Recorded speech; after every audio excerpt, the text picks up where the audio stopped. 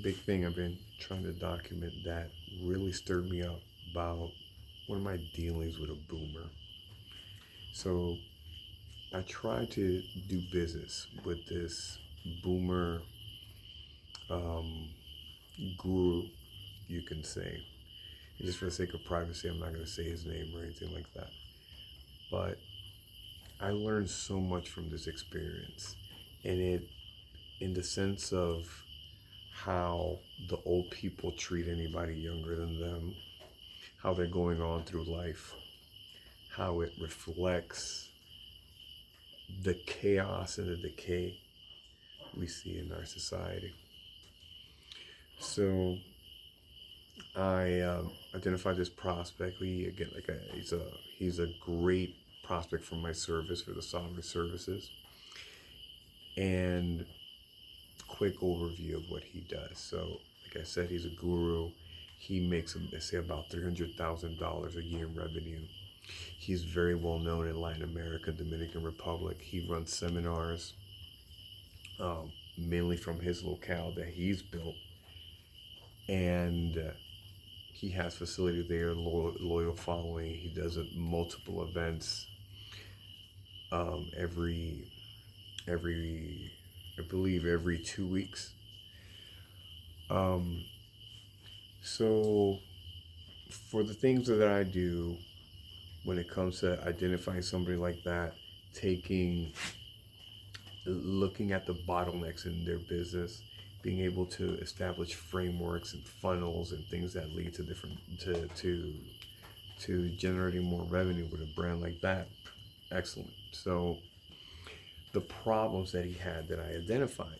So these problems were like, one thing, they didn't have a website set up or a proper website.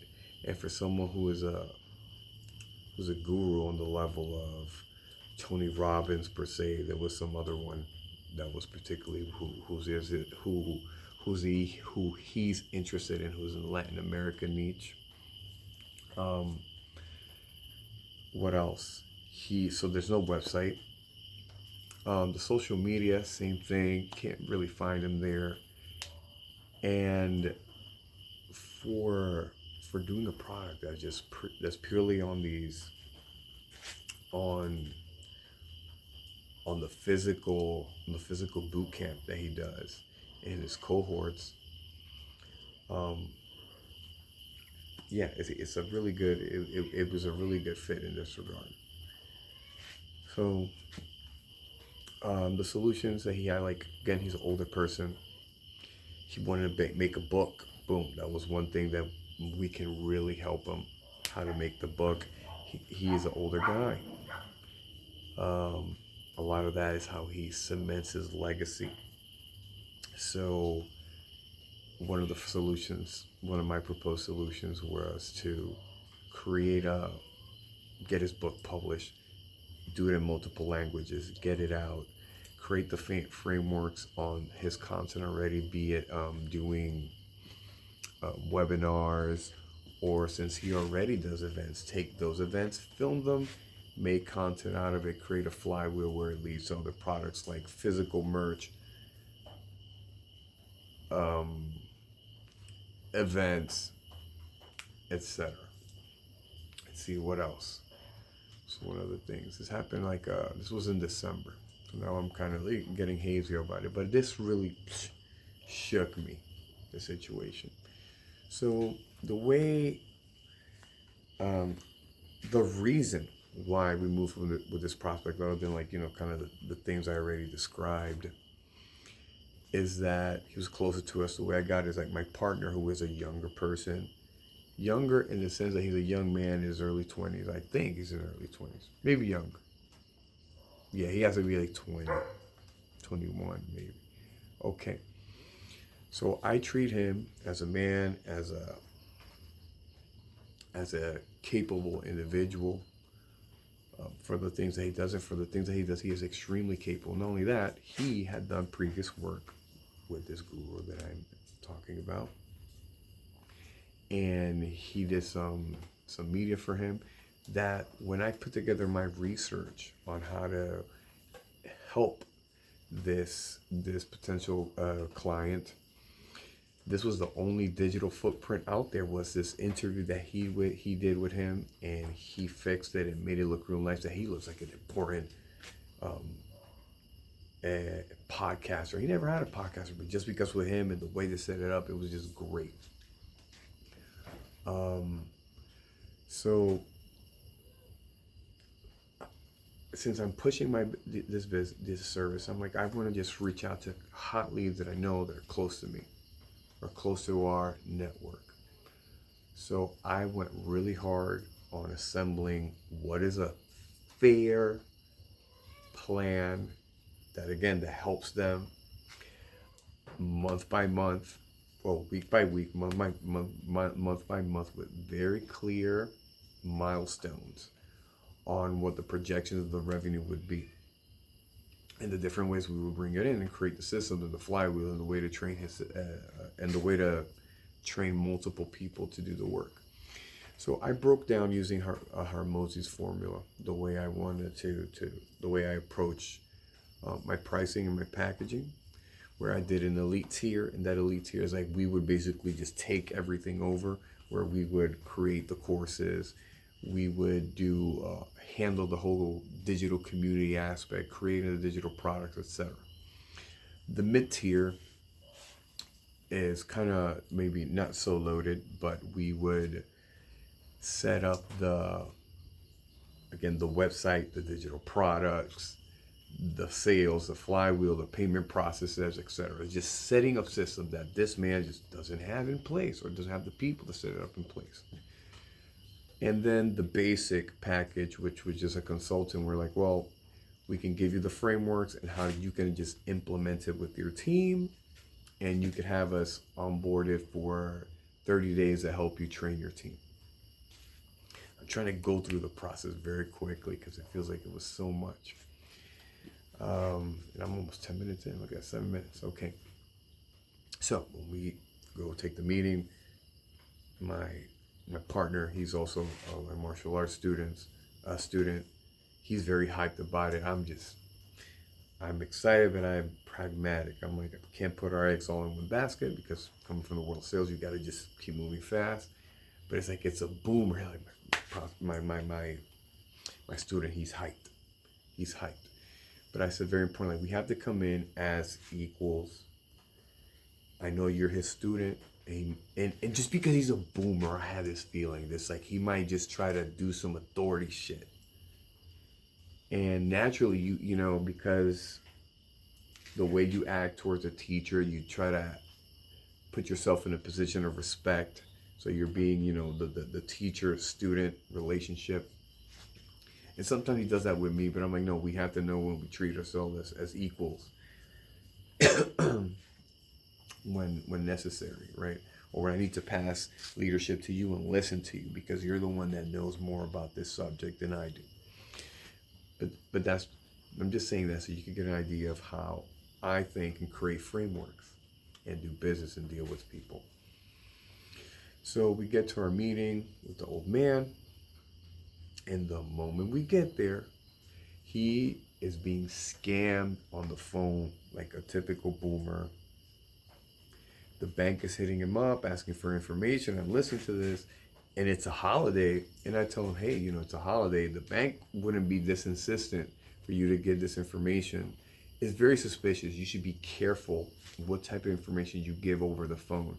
If this was the case, I recommend you go to the bank yourself, because thanks to AI and different tools, it's very easy to do identity fraud. It's one thing to note. Oh, another important thing to note, that he also had a history of being scammed by other partners and people he worked with. So another killer thing that's like that is, I don't do business with anything that's not transparent, that's not truthful, that's not on a win-win basis. I don't do zero-sum games. So there's that first red flag. And so we begin a presentation, right? And I had this very professional, well done slide deck that it seemed very sophisticated, vintage, something that someone of his age group would like. again, we led a lot with the position of his book, of what is the message that he puts around, how many people he reaches out to, the gaps similar to what I pointed out, and what to do. And it's just like I position it again, the Hormozy principle, an offer so good, you will be absurd to refuse it. But it seems like as I was doing the presentation, he was always kind of downplaying it or pretending, or he was like not understanding. I would just slow it down, ask questions, and try to make sure he's understanding what we're telling him. And he would kind of slowly lean on to my, to my partner here. And it was just, I didn't catch on to it at first. But at that moment, it was like, you should trust your instinct at first. It's like, man, it seems like he's just kind of downplaying what we're doing. And, when we told him the price, when we finally got to our prices and stuff, it wasn't necessarily that. Like we got to the prices, and he was, well, you guys are kind of talking a lot. But again, he was just downplaying the whole way through. But we had, the presentation is that I put together, and the way we walk through everything is that we know we're going to be making, again, a very clear framework of how much he makes now versus how much he will make for this month with all the products. And again, worst case scenario, my best deal was, you don't want to work with us. We have, our basic plan, which is, just what I said, it was to onboard his team, teach his team how to implement this plan, because the plan works. The plan is going to multiply his business like from $300,000 to $1 million a year easy. So, like I'm saying, he's downplaying it. And then one thing, again, the big thing, the website. So I pushed back, like, why hasn't the website been delivered? And he talks about this other partner he has. And like I said, he's also had a history of being scammed by other partners that he's worked with. And I knew this. And as I presented, it was the whole thing with my service that I super highlighted is how I understood him, his brand, his vision. And I don't want him to be dependent on us on what we're doing. We're providing him, we're not changing his voice or anything. We're using him, moving this legacy into the future, past his lifetime, to help develop and grow all these people the way his persona is. And when I push back and ask him, but if your partner, if he makes why hasn't he have delivered a website? Because a website, if you've been working for so many months, it takes like a week to put a website together. And then he's like, "You're on thin ice, bud." And I didn't know. I'm like, wow. At first, I'm like, did he not understand what I said? It was just really, again, hear me out, guys. Hear me out, guys. Hear me out. I asked him, why is the website not deployed? It's very simple to do. And I kind of pushed back. Like, no, I don't understand. It's something that's not complicated. And he goes on about how his partner does all these big talks, and he gets paid all this money just to come for a conference. And I'm like, yeah, but we provide the same service, and I'm telling you, this is a clear gap. Why isn't your partner delivered? And he couldn't handle it. He was acting like I was insulting him personally, and I'm slowing down, and my partner's like, hey, and he's swerving around. And I shut the fuck up, because I'm like, he's really just, I don't know what I'm doing wrong. So I let my partner take over. And then by the end of the presentation, because I'm like saying, this is going nowhere. He don't want to deal with us. He's insulted by my question of why don't they have a website. There was some other, I just really stopped pushing it, because he took that, like the way he looked at me. You're on thin ice, bud. And I'm not, sir, I didn't mean anything. I just don't understand Why isn't the website up? It's something very simple. It could be done in a week. He didn't like that answer. And, when we left, my partner is like, no, you did good. I'm like, man, I left like, man, how I fucked this up. How did I fuck this up? Because I try not to get super hype about it, but I know that the offer that I did, the way we assembled the processes, it was an impeccable plan and way to do it. All right, so let me cut the story. So this is where it gets real interesting, when the Mr. Boomer man. So we're like, all right, let's move on to our next prospect, which we still haven't.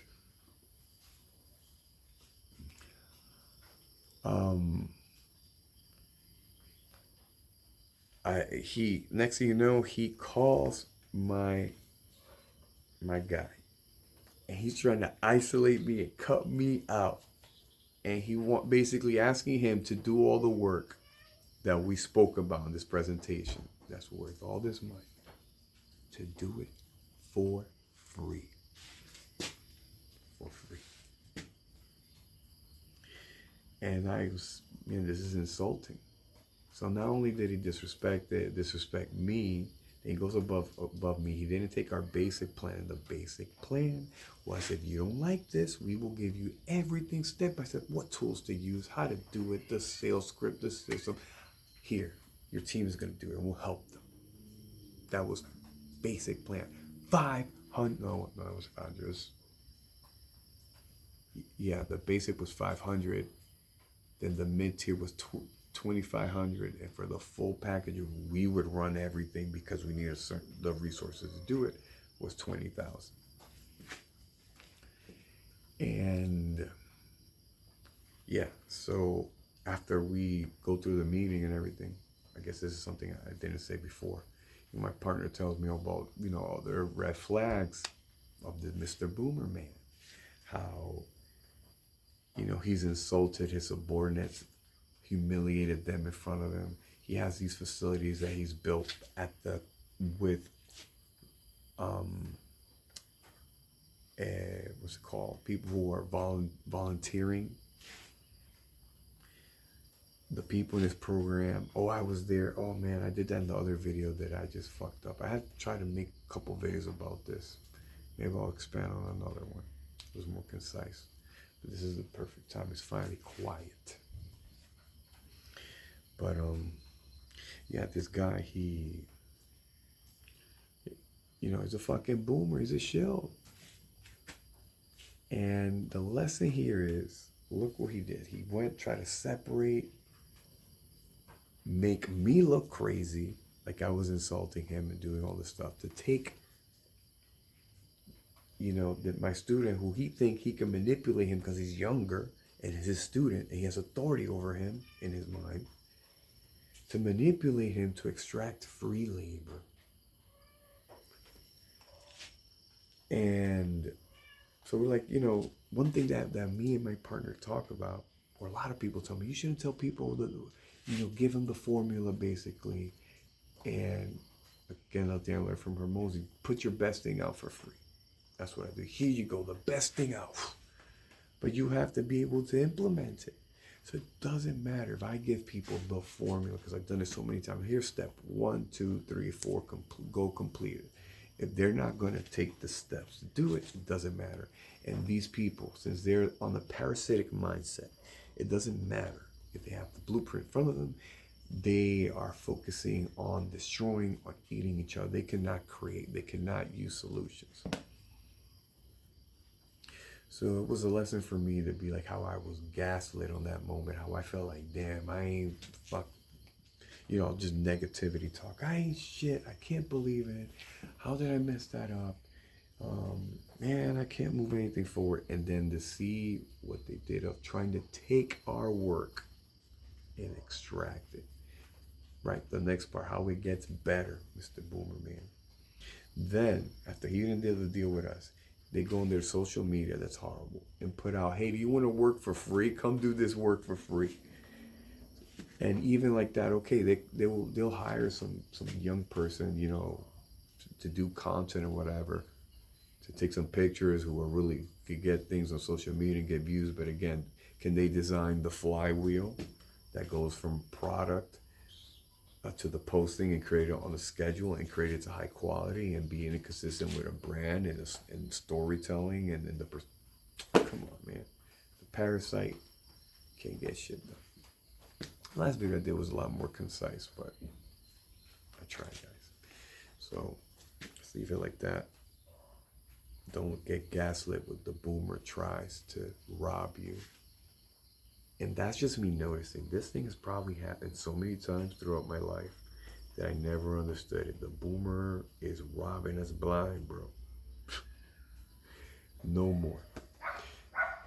If this resonated with you, I'd love to hear what you think. And if you want any help with identifying anything that what you're doing with your business on how to boost it up quickly, efficiently, and create a flywheel of revenue with it, DM me.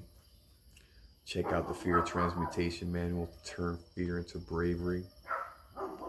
Linked into the video in the description also. Thank you so much. Have a great one. Harold here at the Word Philosopher. Take care. Be blessed.